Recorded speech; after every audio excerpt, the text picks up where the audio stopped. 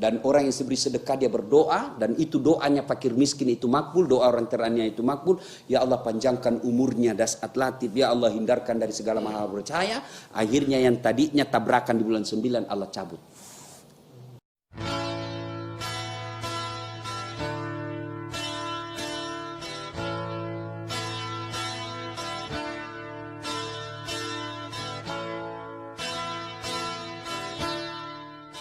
Kau belanjakan hartamu di jalan agama Allah, ibaratnya bahasanya, 1 biji tumbuh 7 bulir.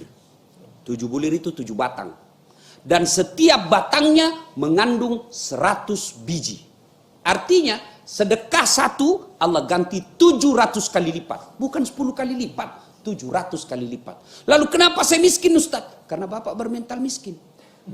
Apa mental miskin? Minta terus. Modal, tidak mau bersedekah. Sedekah supaya bisa kaya. Jangan kaya baru bersedekah. Mana ada orang bangkrut gara-gara sedekah? Coba tunjukkan saya, ada enggak keluarga bapak ibu yang bangkrut gara-gara sedekah? Ustaz itu pacik saya, paman saya. Oh kaya sekali dia Ustaz. Cuma karena rajin bantu orang, dia jadi bangkrut. Enggak. Yang bangkrut gara-gara judi, narkoba, selingkuh. Itu bukan poligami ya, selingkuh. Ini ibu sensitif betul kalau kita cerita poligami. Ibu boleh tidak setuju poligami, tapi jangan menghina. Karena itu syariat. Boleh tidak setuju. Kata istri saya tidak ada urusan. Silahkan poligami, yang penting bukan suami saya. Begitu. Ada masalah saya.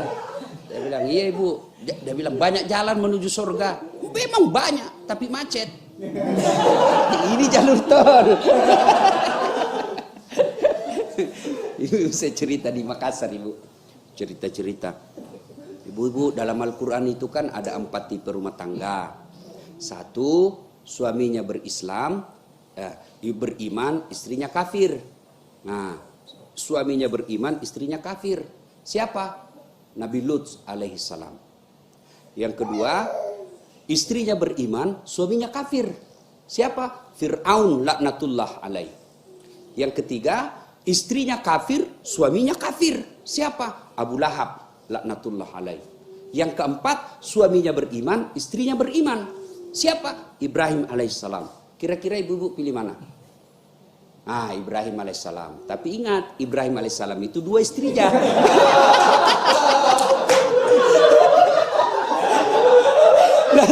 Langsung dia bilang ibu-ibu di Makassar. Langsung ibu-ibu dia di Makassar. Tidak usah Ibrahim Ustaz, Fir'aun saja.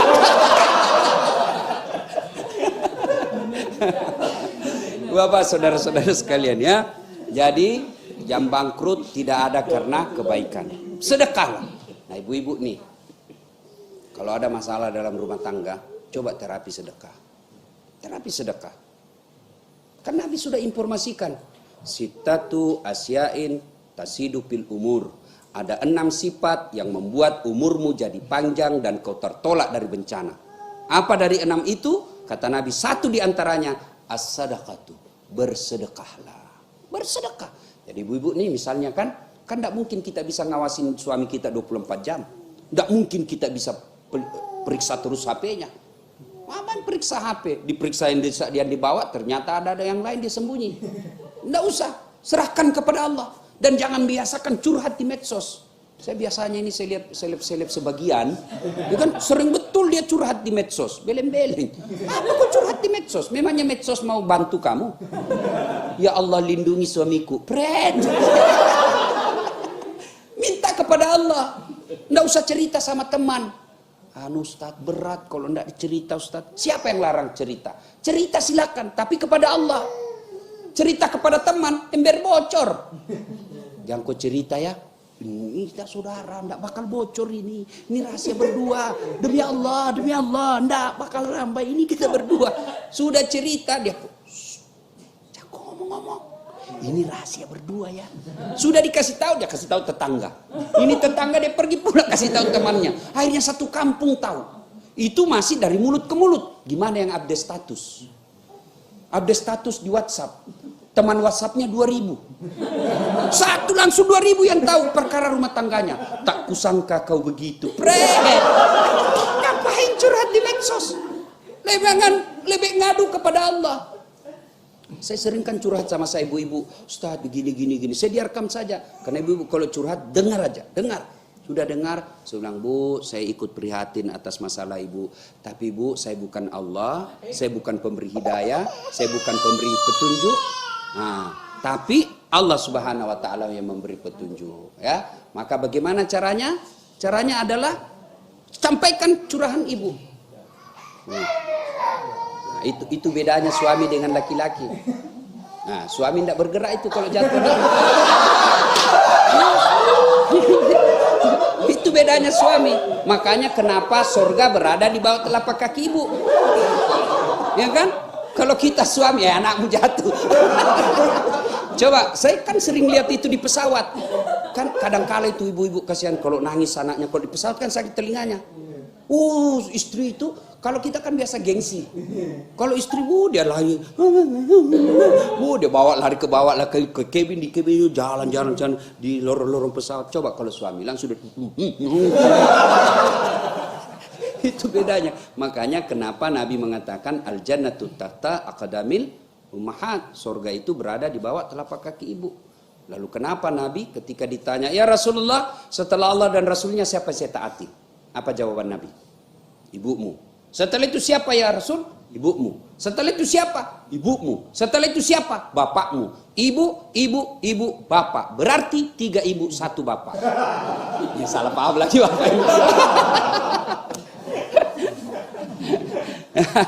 Nah, bersedekah. Ya, kembali kepada yang tadi curhat-curhat. Tidak usah curhat sama manusia. Sudah saya dengar curhatan, saya bilang, Ibu, saya bukan pemberi hidayah. Saya hanya bisa mendengar ibu. Coba sampaikanlah curhatan hati ibu itu kepada Allah. Gimana caranya Ustaz? Ya sholat.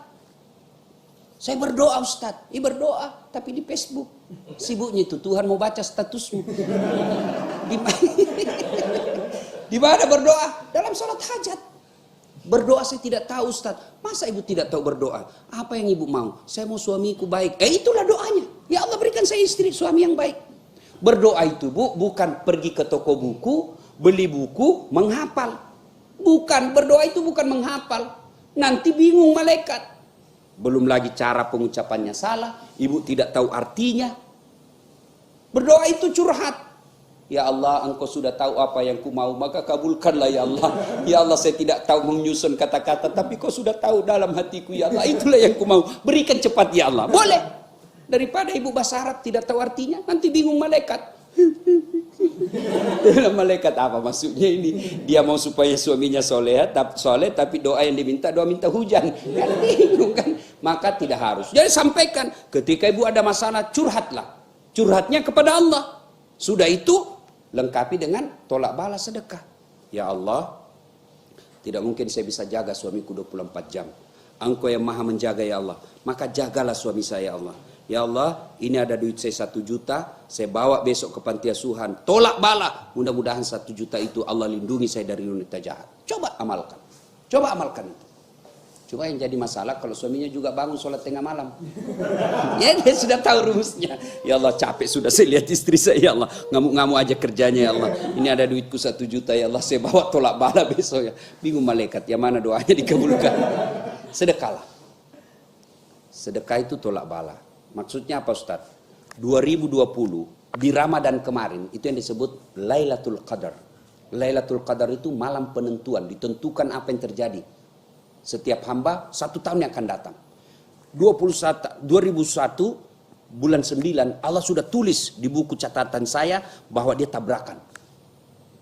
Tapi karena saya bersedekah dan orang yang beri sedekah dia berdoa dan itu doanya fakir miskin itu makbul, doa orang teraniaya itu makbul. Ya Allah panjangkan umurnya dasat latif, ya Allah hindarkan dari segala hal bercahaya. Akhirnya yang tadinya tabrakan di bulan 9 Allah cabut.